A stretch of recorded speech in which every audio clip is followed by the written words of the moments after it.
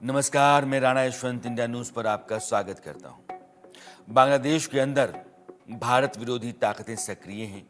वहां की यूनुस सरकार की मिलीभगत से एक ऐसा माहौल तैयार किया गया है जिसमें हिंदुओं पर बार बार हमले किए जा रहे हैं और भारत के खिलाफ जहरजुबानी की जा रही है। भारत ने बांग्लादेश को अभी उसकी औकात बताई नहीं, लेकिन सरकार ने भारत के राज्यों को बांग्लादेश में मिला लेने के बयानों पर कड़ी चेतावनी दी है और कहा है कि अगर यह रवैया रहा तो फिर खामियाजा भुगतना पड़ेगा।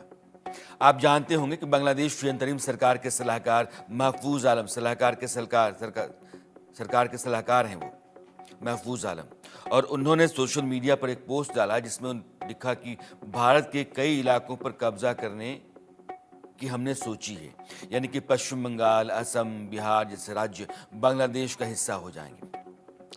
भारत की सरकार ने कहा कि थोड़ा कायदे में रहो, ज़्यादा उड़ो मत। वैसे वो भाषा दूसरी है, मैं आपको उसका मर्म या मतलब समझा रहा हूँ। वैसे पिछले कई दिनों से हम आपसे कहते आ रहे हैं कि अराकान आर्मी जो म्यांमार में है, वहाँ की सेना के खिलाफ लगातार लड़ते आ रही है और उसी के आगे म्यांमार की सेना नहीं टिक पा रही है। तो सोचिए, अगर अराकान आर्मी ने बांग्लादेश पर धावा बोल दिया तो क्या होगा।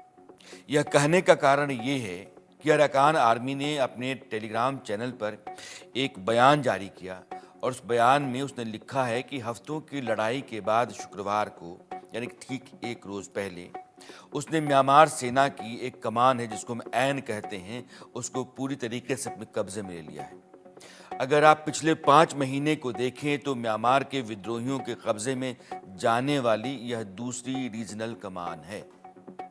म्यांमार की सेना के पास कुल मिलाकर के 14 रीजनल कमांड है और उनमें से कई अब विद्रोही गुटों के नियंत्रण में आ गए हैं या उन पर उन्होंने कब्जा जमा लिया, आप यह भी कह सकते हैं।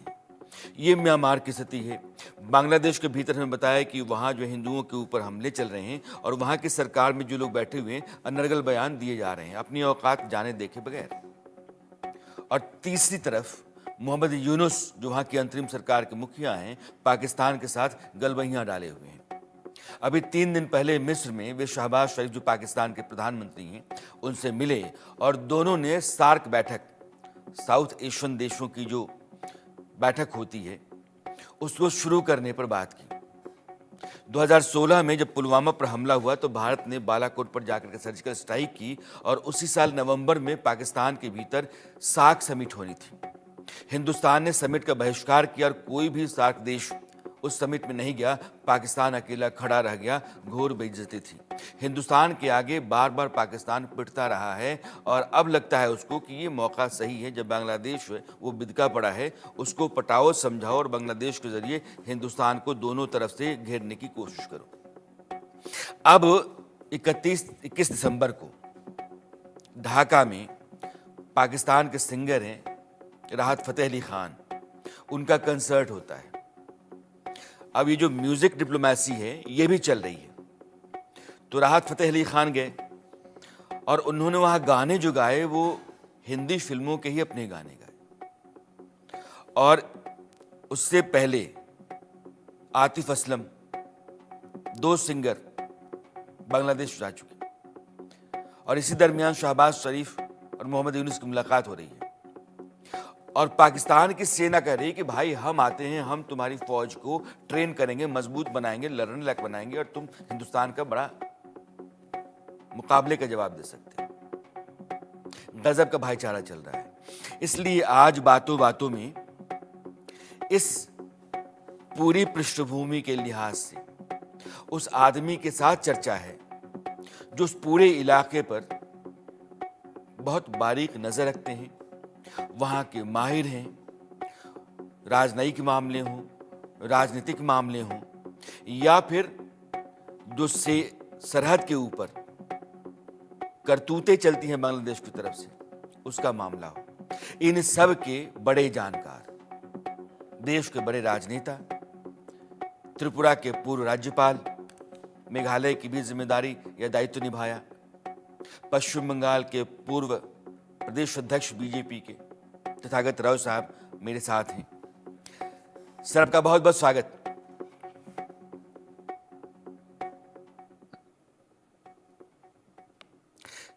तथागत राय साहब, बहुत बहुत स्वागत सर आपका इंडिया न्यूज पर। नमस्कार। मुझे सुनाई दे रहा है? सर आप बिल्कुल साफ साफ सुनाई पड़ रहे हैं। अच्छी बात है। चूंकि सर आप उस पूरे इलाके को ठीक से जानते हैं, मेघालय त्रिपुरा में आपने बतौर राज्यपाल जिम्मेदारी निभाई है, पश्चिम बंगाल से आप आते हैं। यह जो बांग्लादेश के भीतर दो तीन चीज़ें चल रही हैं, पाकिस्तान उसकी फौज को ट्रेन करेगा, यूनुस सरकार के लोग बिना मतलब बेजुबान बयान दे रहे हैं कि हम तो पश्चिम बंगाल, उड़ीसा, बिहार यह सब मिला लेंगे। इस तरह की बयानबाजी को और बांग्लादेश के भीतर जो कुछ भी चल रहा है सर, उसको आप कैसे देखते हैं? देखिए, पाकिस्तान में अभी कोई बांग्लादेश में अभी कोई यूनुस सरकार नाम की कोई चीज नहीं है। ये यूनुस सिर्फ वहां पर बैठा हुआ है, उसको कान पकड़ के वहां बैठा दिया गया। और बैठाया किसने? के हिलरी क्लिंटन, बाराक ओबामा, इन लोगों ने, अमेरिकन डीप स्टेट ने बैठा। उन बेचारे का बात कोई नहीं सुनता है। वहां पर 4-5 आतंकवादी गोष्ठी है जो देश चलाते हैं, और उन लोग आपस में भी लड़ते हैं जी। ऐसा नहीं है कि उन लोग इकट्ठे लड़ते हैं। सिर्फ इकट्ठे एक ही काम करते हैं कि हिंदुओं को कत्ल करना, हिंदुओं को जब्त करने का प्रयास करना, ये सब करते हैं। तो अभी पाकिस्तान से जो ये दोस्ती बनाने का कोशिश इन लोग कर रहे हैं, इसके बारे में मेरा कहना है कि पाकिस्तान है तो 2000 माइल दूर, और ये 2000 माइल इन लोग क्या जहाज में उनका सेना लेकर के, उनका अस्त्र शस्त्र लेकर के ये बांग्लादेश में लाएगा और बांग्लादेश में काम करेगा, ये कोई संभवपर बात है? ये कभी हो सकता है क्या? तो ये सब सिर्फ बयानबाजी है, और भारत के थोड़ा डराने का प्रयास कर रहे हैं। और इसमें वही मैं जो थोड़ी पहले बताया कि आपस में जो झगड़ा है, एक गोष्ठी दूसरे गोष्ठी पर, जिसको अंग्रेजी में वन अप कहते हैं, वन अप होने का कोशिश कर रहा है जी। यही सब है। इसका कोई बहुत ज्यादा महत्व नहीं है, लेकिन इस बारे में भारत को जागरूक रहना चाहिए। लेकिन भारत सर को ख्याल रखना, एक मिनट, भारत को ख्याल रखना चाहिए कि लोग सचमुच कोई खतरा भारत में डाल सकते हैं कि नहीं। यदि डाल सकते हैं तो सीधे से पहला काम होना चाहिए कि भारत के एयर स्पेस बांग्लादेश के लिए बंद कर देना, बस।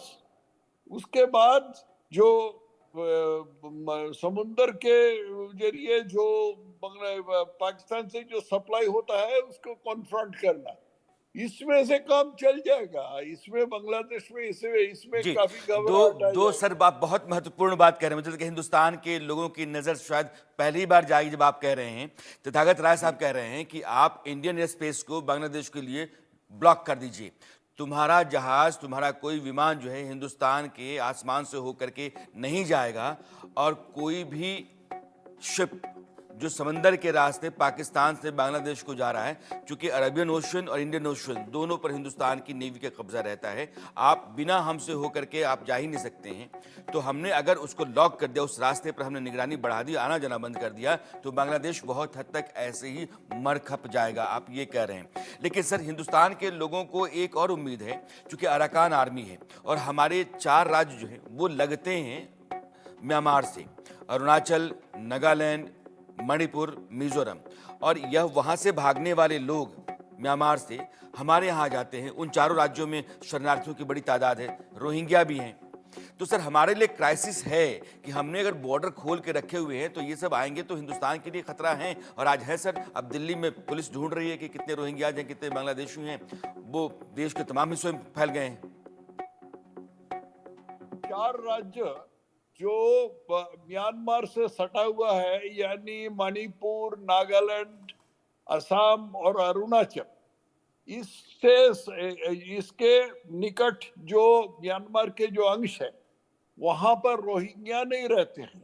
वहां या तो कोई ट्राइबल रहते हैं, जैसे कि चिन ट्राइबल, काचिन ट्राइबल, ऐसे तरह तरह का ट्राइबल रहते हैं जिसका कोई खास धर्म नहीं है, नहीं तो बुद्धिस्ट रहते हैं। वो लोग रोहिंग्या नहीं है, वो लोग मुसलमान नहीं है जी। रोहिंग्या जो है वो सिर्फ बांग्लादेश से सटा हुआ जगह, टेकन ऑफ करके बांग्लादेश का जो सदर्न मोस्ट पॉइंट है वो सदर्न मोस्ट पॉइंट से सटा हुआ है। तो वो 4 राज्य के तहत रोहिंग्या नहीं घुस सकते हैं। उसमें वो ये चीन घुस सकते हैं, कुकी घुस सकते हैं, काचिन घुस सकते हैं। इन जातियों से भारत का अभी कोई बहुत ज्यादा खतरा नहीं लगता है मुझे। और इसके अलावा भी इनसे कोई रोहिंग्या का तालमेल नहीं है, तो इनसे इस बीच सर मैं कोई आता हूं। चलिए। 2 मिनट के लिए अपने दर्शकों को कुछ तस्वीरें से समझा देता हूं। अभी तथागत रॉय साहब कह रहे थे कि रोहिंग्या जो हैं वो हमारे जो राज्य लगते हैं बांग्लादेश से, उन राज्यों में नहीं जाते हैं। दरअसल वहां जो जाते हैं वो बुद्धिस्ट जाते हैं या फिर बांग्लादेश के दूसरे लोग जाते हैं, क्योंकि वो सूबा जो रखाइन का है जहां रोहिंग्या रहते हैं वो हमारे राज्यों से नहीं लगता है। तो यह देखिए वो जहां आप कचिन प्रोविंस है वो चीन से लगता हुआ है और ये पूरे हमारे राज्य हैं। तो जिन राज्यों से हो करके मिजोरम, मणिपुर, नागालैंड, अरुणाचल, तो ये हमारे राज्य जो हैं वो लगते हैं। और उन राज्यों में ये आपके पास ये है रखाइन प्रोविंस और रखाइन में रहते हैं रोहिंग्या और यहाँ से भागते हैं बांग्लादेश में और बांग्लादेश के बाद वो आ जाते हैं हिंदुस्तान के भीतर। तो ये जो हमारा नॉर्थ ईस्ट है, अब यहाँ से आगे हमारा पूरा ये हिंदुस्तान होता है। तो ये बांग्लादेश में आते हैं और बांग्लादेश के बाद वो हिंदुस्तान के भीतर घुस जाते हैं। इसलिए तथागत रॉय साहब कह रहे हैं कि यहाँ जो है, यहाँ ये जो शान प्रोविंस है, कचिन प्रोविंस है, यहाँ के ट्राइब्स जो हैं वो हिंदुस्तान के भीतर यहाँ जब हालात ख़राब होते हैं तो घुसते हैं। और आपको पता है कि 2021 में जब वहाँ तख्ता पलट हो गया और सेना ने अपने हाथ में सरकार ले ली, तो उसके बाद से लगातार रोहिंग्याओं के ऊपर कहर ज़्यादा बरपने लगा है। 2017 में तो उसने गांव के गांव जलाए और मैसेकर जो होता है, नरसंहार, सेना ने रोहिंग्याओं का नरसंहार किया, महिलाओं का बलात्कार किया। दुनिया के तमाम जो संस्थाएं होती हैं वो अचानक चिल्लाने लगी, चीखने लगी कि म्यांमार में क्या हो रहा है। लेकिन आज की तारीख में भी म्यांमार में वही होता है। इसी म्यांमार में ये जो रखाइन प्रोविंस है, बौद्धों की आर्मी है जिसको आप अराकान आर्मी कहते हैं। इसको अराकान, चूंकि ये जोन है इसलिए अराकान आर्मी कहते हैं। अब ये पूरा का पूरा म्यांमार है, भारत आपको दिख रहा है और ये बांग्लादेश। तो रखाइन प्रोविंस से बांग्लादेश, बांग्लादेश के बाद हिंदुस्तान, ये घुस जाते हैं यहाँ आकर के। और नीचे म्यांमार के आप देख रहे हैं कि वो लाओस और थाईलैंड जैसे देश होते हैं। हिंदुस्तान की चिंता जो है ना, अब यहाँ जो अराकान आर्मी है जो वेस्टर्न बांग्लादेश म्यांमार होता है, इस अराकान आर्मी में फाइटर बुद्धिस्ट हैं और ये लगभग 40,000 की फौज है जिसके पास अल्ट्रा मॉडर्न हथियार हैं, मजबूत फौज है। और इसने अराकान प्रोविंस में जो रखाइन से बांग्लादेश की सीमा लगती है और ये 270 किलोमीटर के आसपास की है, उस पर कब्जा किया और पूरे रखाइन प्रोविंस के ऊपर उसने कब्जा कर लिया है। तो यह जो अराकान आर्मी है बांग्लादेश से लगी हुई है और बांग्लादेश के ऊपर यह अपने आप में एक बड़ा खतरा है। तो इसलिए मैंने कहा कि आपको समझा दूं क्यों तथागत रॉय साहब कह रहे हैं कि ये जो आएंगे रोहिंग्या बांग्लादेश में आएंगे और फिर हिंदुस्तान के भीतर घुसते हैं। हमारी जो बाकी राज्य हैं उन राज्यों से जो म्यांमार के प्रोविंस लगते हैं वो दूसरे प्रोविंस और वहाँ के जो ट्राइब्स होते हैं वो हमारे यहाँ उन राज्यों में जाते हैं, चाहे वो मिजोरम हो या फिर मणिपुर हो या नागालैंड हो या अरुणाचल हो। और उसके बाद चीन है जिससे चिन प्रोविंस लगता है, कचिन लगता है। तो यह सारी चीज़ें जो हैं वो म्यांमार के भीतर चल रही हैं। अब सर मैं आपसे पूछना चाहता हूं कि अराकान आर्मी, अगर अराकान आर्मी इतनी ताकतवर है और वो हिंदुस्तान के साथ बेहतर रिश्ते में है, क्योंकि अराकान आर्मी के रिप्रेजेंटेटिव्स दिल्ली आए थे, उन्होंने बात भी की थी। हमारा एक बहुत बड़ा कालादान प्रोजेक्ट वहाँ चल रहा है। तो कालादान प्रोजेक्ट का एक हिस्सा तो जो वहाँ की फौज है या जो सरकार चला रही है उसके पास है, लेकिन ज़मीन का एक टुकड़ा जो है वो अराकान आर्मी के कब्जे में है। तो हमको अपना प्रोजेक्ट पूरा करने के लिए दोनों की मदद की ज़रूरत है और अराकान आर्मी के साथ हमारे संबंध भी कमोबेश ठीक हैं। कहा यह जा रहा है कि अराकान आर्मी ही बांग्लादेश की फौज को ठीक करने के लिए काफ़ी है। मैं तो समझता हूं कि काफी है जी। और मैं थोड़ी पहले जो बताया उसका स्पष्टीकरण कर देता हूं कि जो म्यांमार से सटा हुआ जो राज्य है जैसे कि मिजोरम, मणिपुर, नागालैंड, ये सारे क्रिश्चियन राष्ट्र है और रोहिंग्या लोग मुसलमान होते हैं। ये क्रिश्चियन राज्य जो है वो उन लोगों को घुसने नहीं देंगे, किसी हालत से उनको घुसने नहीं देंगे। जी। और वो ऐसे अगर घुसने का कोशिश करे तो उसको ऐसे ही पकड़ा जाएगा, क्योंकि भाषा अलग अलग होता है। और अराकान आर्मी जो है, जो रखाइन कोस्ट पर, रखाइन एक कोस्टल एरिया है, जो रखाइन कोस्ट पर है उनका बॉर्डर बांग्लादेश से होता है। और आप जैसे जैसे कि आपने बताया कि इन लोग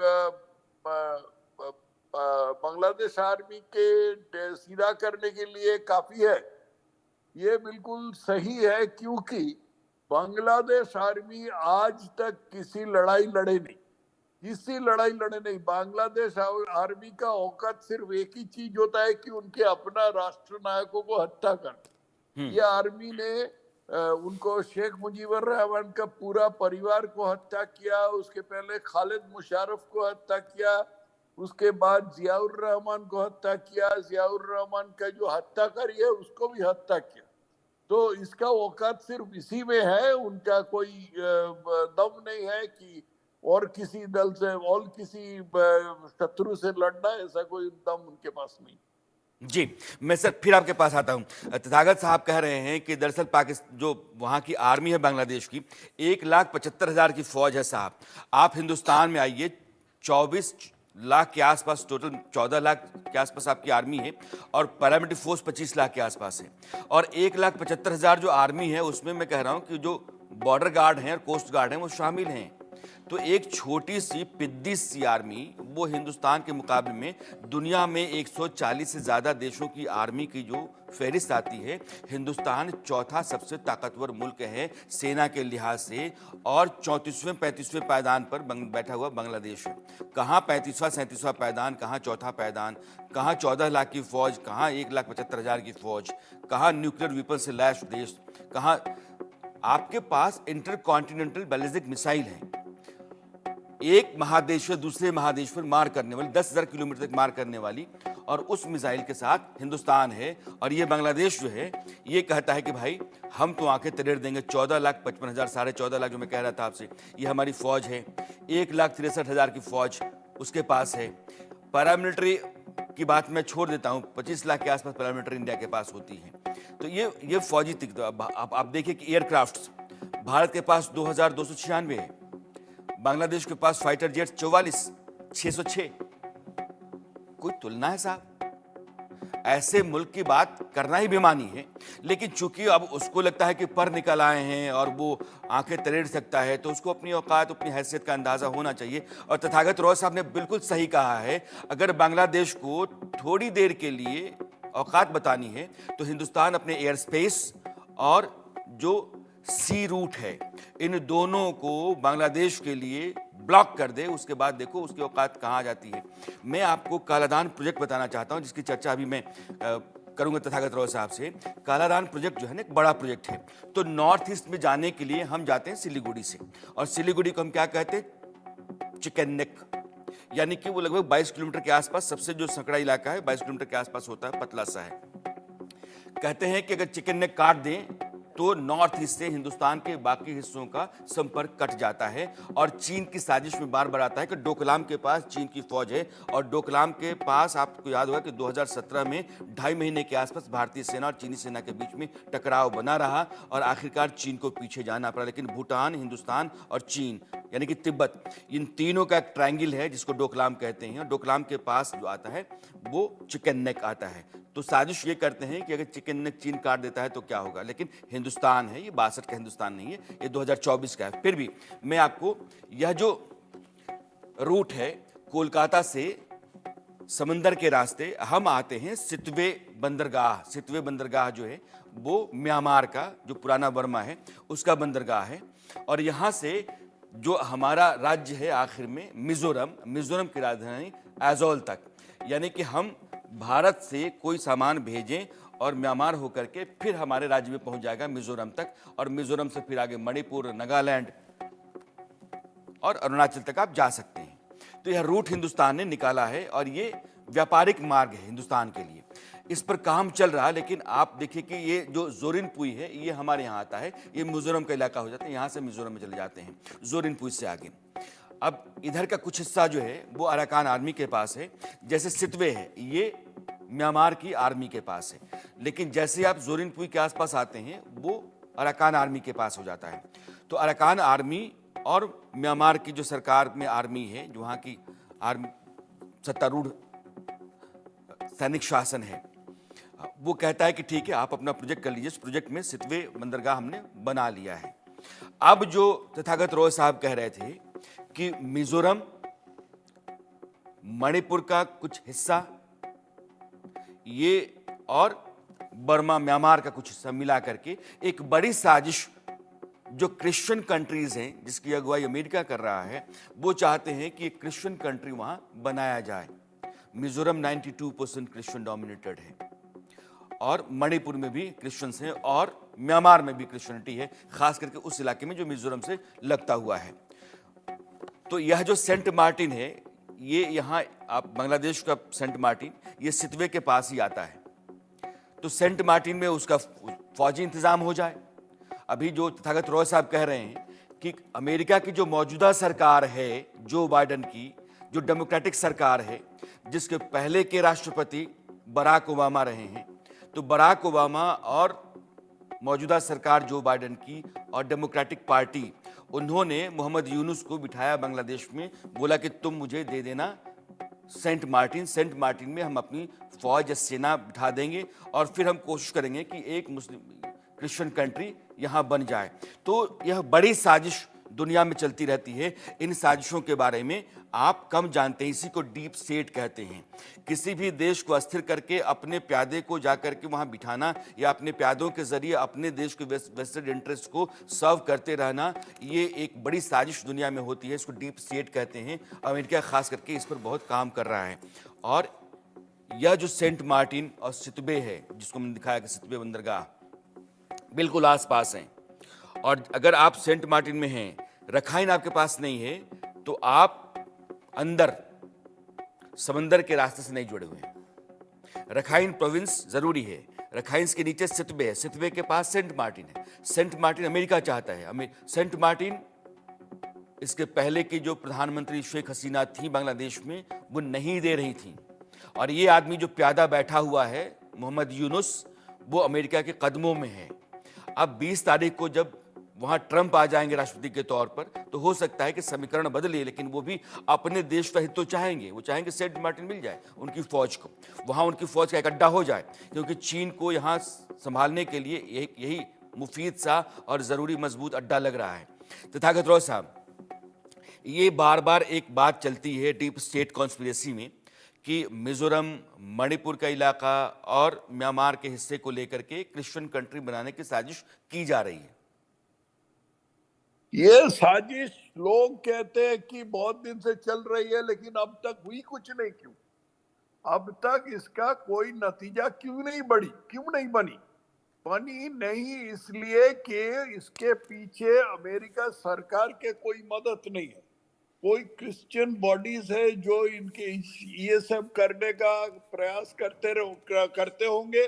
और अगर इन लोग इस बात पर सीरियस होते, तो नेहरू के जमाने में जब भारत अब के वर्तमान के हिसाब से बहुत ही दुर्बल था, उस समय लोग आराम से बना ले सकते थे, लेकिन बनाए नहीं, इसलिए कि इस बात पर इन लोग सीरियस नहीं है। अभी हमारे खतरा जो है वो मुसलमान आर्मी से है, क्रिश्चियन आर्मी से नहीं। क्रिश्चियन आर्मी से हमें होशियार रहना चाहिए, ऐसी कोई बात नहीं है, होशियार रहना चाहिए, लेकिन खतरा हमारे मुसलमान में है। और ये जो मुसलमान रोहिंग्या जो है, जो जिसके एक बहुत बड़ा अंश भारत में घुसे हुए है, उसके खिलाफ हमें लगातार ये लड़ाई करना चाहिए। उसको पकड़ के वो बांग्लादेश में पुश बैक करना चाहिए। अच्छा, और एकदम पहले आपने जो जिक्र किए थे कि वो चिकन स्नैक की बात, ये चिकन स्नैक का सवाल ही नहीं पैदा होता जी। चिकन स्नैक का एक तरफ नेपाल है, तो क्या बांग्लादेश का यह आशा है कि बांग्लादेश और नेपाल दोनों कोऑपरेट करके इंडिया का चिकन स्नैक बंद कर देगा? चीन तो उसके आसपास नहीं है, चीन बहुत दूर है। वहां से चीन जाने के लिए पूरा वो कालिम्पोंग, गैंगटॉक हो करके वो उसमें जाना पड़ेगा, क्या कहते हैं, नाथुला पास जाना पड़ेगा। तो चीन क्यों करेंगे ऐसे? चीन तो बांग्लादेश का कोई नौकर नहीं है। चीन अपना स्वार्थ के हिसाब से काम करेंगे। तो ये सब बयानबाजी है, और बयानबाजी में ये याद रखना चाहिए कि बांग्लादेश में जो अभी जो शासन कर रहा है उसमें यूनुस का कोई भाग नहीं है। उसमें कई आतंकवादी गोष्ठियां हैं, जिसमें अंसारुल्लाह बांग्ला टीम है, जिसमें हिफाजत इस्लाम है, जिसमें हिजबुत तहरीर है, जिसमें जमात इस्लामी है, जिसमें और भी तरह तरह का आतंकवादी गोष्ठियां। इन लोग आपस में लड़ते हैं क्योंकि इन लोग सभी चाहते हैं कि हम सत्ता में आ जाए बांग्लादेश के। बांग्लादेश मैं को हम मैं कब्जा मैं कर। समझ रहा हूँ। तथागत रॉय साहब कह रहे हैं कि जो क्रिश्चियन लोग हैं उनसे हिंदुस्तान को खतरा नहीं है, लेकिन मुसलमानों से है, खास करके रोहिंग्या की तरफ इशारा उनका है, और बांग्लादेश से आने वाले लोग हैं, या फिर बांग्लादेश के भीतर आज की तारीख में जो एक्टिव पॉलिटिकल पार्टीज हैं, जमात इस्लामी और बांग्लादेश नेशनलिस्ट पार्टी की तरह। लेकिन मैं जो अभी तथागत रॉय साहब से कह रहा था कि क्यों है, खबर ये कही जा रही है कि अमेरिका बांग्लादेश, म्यांमार और भारत के कुछ हिस्सों को मिला करके एक ईसाई देश या राष्ट्र बनाने की साजिश रच रहा है, जिसके सवाल मैं अभी तथागत रॉय साहब से कह रहा था, उसका नक्शा मैं दिखाना चाहता हूं। खबर यह है कि एजेंडे के लिए अमेरिका ने जो कोकी हैं हमारे यहां है ना, और चिन नेशनल फ्रंट जो म्यांमार के भीतर कचिन प्रोविंस के आसपास लड़ता है, केएनएफ, और United liberation front of Assam जिसको उल्फा कहते हैं, उसका सरगना परेश बरुआ, उसके साथ हाथ मिलाया गया है। तो इसको समझिएगा आप। तो परेश बरुआ के पास क्या हुआ कि परेश बरुआ बांग्लादेश के पूर्व प्रधानमंत्री शेख हसीना ने कुछ महीने पहले कुछ इसी तरीके संकेत दिए भी थे, और उन्होंने कार्यक्रम में खुलासा करते हुए कहा था कि बांग्लादेश और म्यांमार से कुछ हिस्से लेकर के पूर्वी तिमोर जैसा एक ईसाई राज्य बनाने की साजिश चल रही है। इंडोनेशिया के पास एक छोटा सा आइलैंड पूर्वी तिमोर, बाद में वो क्रिश्चियन कंट्री हो गया, उसकी कहानी अलग है। लेकिन हसीना का इशारा बाइडेन की तरफ था। हालांकि अमेरिका बार बार इनकार करता रहा, लेकिन यह भी सच है कि अमेरिका बांग्लादेश में एक नौसैनिक या हवाई अड्डा स्थापित करना चाहता है। और यह जो पूरा इलाका है ना, कचिन, आप चिन जो प्रोविंस देख रहे हैं, ये म्यांमार का है, और यहां से मणिपुर और मिजोरम, इसके कुछ इलाके को मिला करके और एक क्रिश्चियन स्टेट बनाने की तैयारी है। क्योंकि परेश बरुआ जो बांग्लादेश के भीतर गिरफ्तार था, उसको सजा थी, परेश बरुआ को इस सरकार ने, यूनुस सरकार ने छोड़ा। जिस आदमी के खिलाफ हिंदुस्तान में कई मुकदमे हैं, उल्फा का वो सरगना है, और उल्फा का वो सरगना जब बांग्लादेश में गया तो वहां गिरफ्तार हुआ, वहां अदालत मुकदमे चले, और वो वहां सजा याफ्ता था। उसको यूनुस सरकार ने रिहा किया है। तुम्हारी दोस्ती परेश बरुआ के साथ, इसके लिए इस क्षेत्र में भारी संख्या में धर्म परिवर्तन भी अमेरिका करवा रहा है, पैसों का सहारा दे रहा है। ये जो अंदर खाने की रिपोर्ट्स आती हैं हम लोगों के पास, उसके हवाले से मैं आपको बता रहा हूं। एक रिपोर्ट कहती है कि भारी संख्या में हिंदू, मुसलमान और बौद्ध समुदाय के लोगों ने अपने धर्म को छोड़ करके ईसाई धर्म अपनाया है, और इसी को लेकर के आरोप लग रहे हैं कि अमेरिका बांग्लादेश, भारत और म्यांमार की जमीन को लेकर के ईसाई राज्य के निर्माण के लिए वहां एजेंडा तैयार कर रहा है। इसलिए मैंने कहा था कि यह जो पूरी स्थिति है, ये एक बड़ा और संगीन सवाल खड़ा करती है। और तथागत रॉय साहब से हमने कहा तो उन्होंने कहा कि नहीं, ईसाइयों को लेकर के इतनी चिंता नहीं है, क्योंकि बनाना होता तो पहले भी बना सकते थे, लेकिन ये लैंड लॉक्ड इलाका है। आप समझिए कि हिंदुस्तान म्यांमार से दबे हुए हैं चीन से। तो इसमें यह बात सही है तथागत रॉय साहब की कि इसमें इतना आसान नहीं है, लेकिन जैसे ही आप रखाइन से एक रास्ता लेते हैं समंदर तक का, उसके बाद चीज़ें और आसान हो जाती हैं। इसलिए सेंट मार्टिन पर अमेरिका का आकर के बैठना, उसका मंसूबा ऐसा, और म्यांमार के अंदर रखाइन के ऊपर कब्जा करके और फिर अंदर एक ईसाई स्टेट तक जाने का रास्ता तैयार करना किसी बड़ी साजिश का हिस्सा है जो अमेरिका रचता रहा है, और ये भी डीप स्टेट का हिस्सा हो सकता है। तथागत रॉय साहब, इस तरह की जो रिपोर्ट्स आती हैं, इससे आपकी सहमति कितनी है? नहीं, वो मैं पहले ही बता चुका हूं कि अगर ऐसा होता है, अमेरिका के ऐसा कोई साजिश होता तो अब तक बना लेती। जी। इसके पहले जो मैं कह रहा हूं कि नेहरू के जमाने में जब भारत अब के हिसाब से बहुत ही दुर्बल था, तब उस समय तो आसानी से बना सकते थे, उस समय बनाए क्यों नहीं? और ये भी समझना चाहिए हमें कि अमेरिका कोई क्रिश्चियन माने खास क्रिश्चियन स्टेट नहीं है।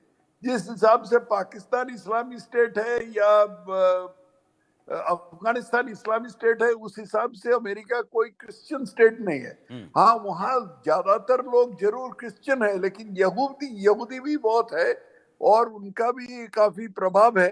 और सब लेकर के उनका अभी तक मैं ऐसा कोई लक्षण ये नहीं देखा जिसके आधार पर ये तय किया जा सकता है कि अमेरिका ऐसे क्रिश्चियन स्टेट बनाने का प्रयास कर रहे हैं। सेंट मार्टिन आइलैंड अगर इन लोग कब्जा करना चाहते हैं तो वो तो अलग बात है। जैसे डिएगो गार्सिया नाम के एक आइलैंड है, वो भारत महासागर में है। डिएगो गार्सिया एक द्वीप है। जी। ऐसे सेंट मार्टिन आइलैंड वो सेंट मार्टिन द्वीप को कब्जा करने का हो सकता है ऐसा कोई है। अभी तक कोई इस अभी बारे तक में कोई साफ साफ कैलेंडर संकेत आपको दिखते नहीं हैं और यह सिर्फ ख्याली पुलाव की तरह लगता है। तथागत राव साहब को सर बहुत बहुत शुक्रिया आपका जुड़ने के लिए। Thank you sir, thanks lot. धन्यवाद धन्यवाद। और अब हमारे